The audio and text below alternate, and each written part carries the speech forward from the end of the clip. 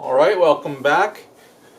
Today on Learning How to Play Chess, we are going to learn about the knights. Previously, we learned about the rooks with the flat heads that move in straight, sideways, and forward lines. The bishops with the pointy, slanted slash in them that move in slanted lines across the board.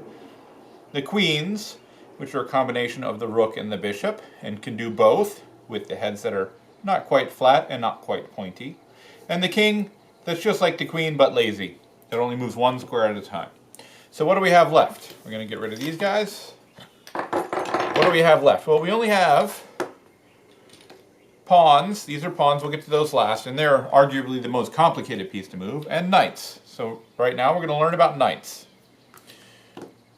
And they don't get to move as far as they'd like. And I like to think of it, if you look at it this way, an L-shaped head. See the L? So they move in an L shape, and I'll show you what I mean. So they can move 2 squares and over 1. So it can move there. Or 2 squares and we'll flip the L over here. Or if we're going sideways, 2 squares and 1. Or here, 2 and 1. So right here, 2 back and over, 2 back and over, 2 and over, 2 and over. So that's all the squares this knight could jump to. And I say jump because it doesn't matter if anything's in their way. The knight can still go to those squares. Now, unlike checkers, we don't take those. We only take the piece that we land on, and we can only take the opponent's piece if a piece is there. But in between pieces aren't going to make a difference in terms of restricting its movement. So let's see where the knight would go here.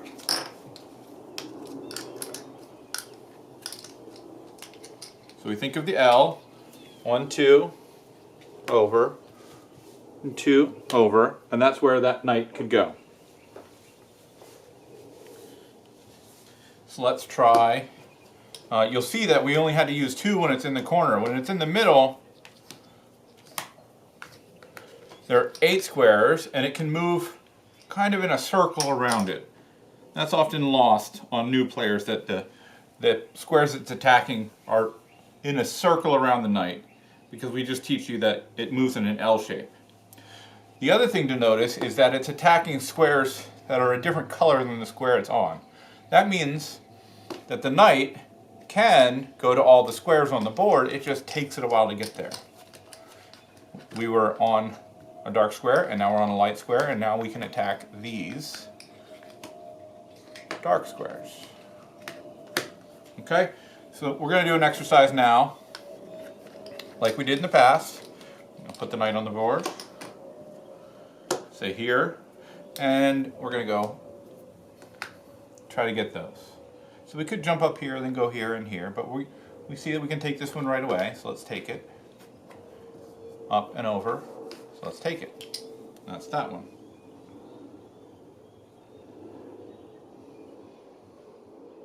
One second.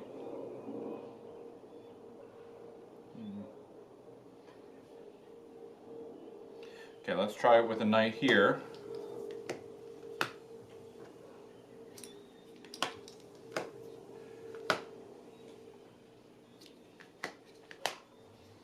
See how we can get these as quickly as possible. So we can see we can jump there. So let's do it. We can't get that because it's right next to us, and that would be like a little L. We need a big L. So we can jump here. We can jump up and over and down, over and up, over and up, long over and little up. Okay?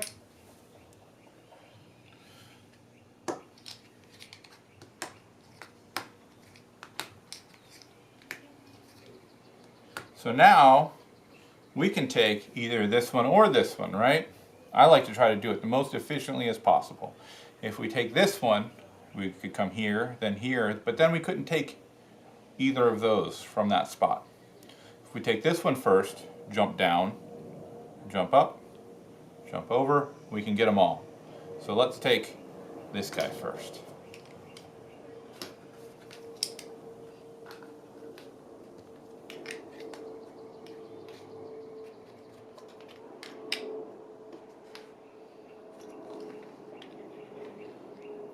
So this one's going to be tricky, and I'm not actually, I haven't practiced this one enough, so you guys will get to see me think through this as well.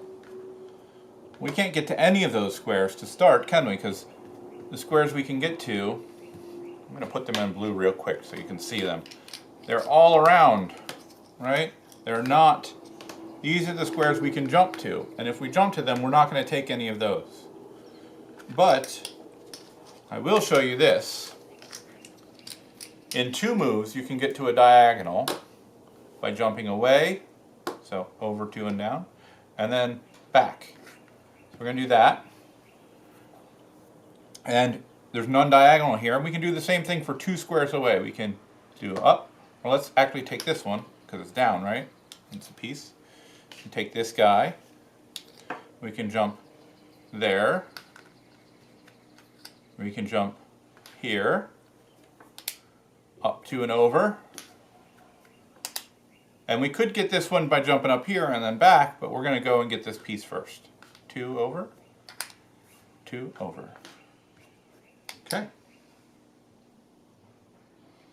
We'll do one more.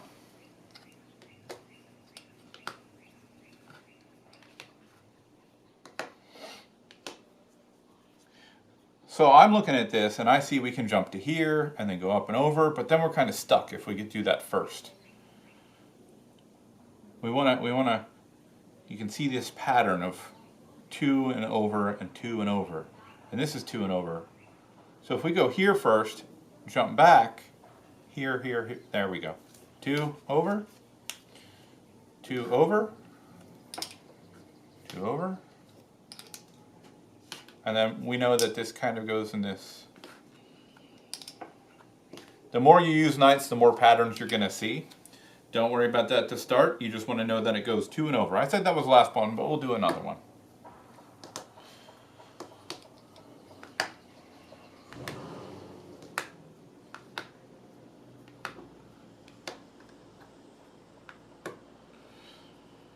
So we can take this one or this one, and in chess you'll often get lots of moves that you can take, and you'll have to think about further which one's better. And in this case we can go here, here, here, here, here, but then we're stuck, right? That's if we went there first. If we go this side first, we get over to this square. That looks good. So there, there, there. Yes. So we're going to go to this one first, so we end up on this side.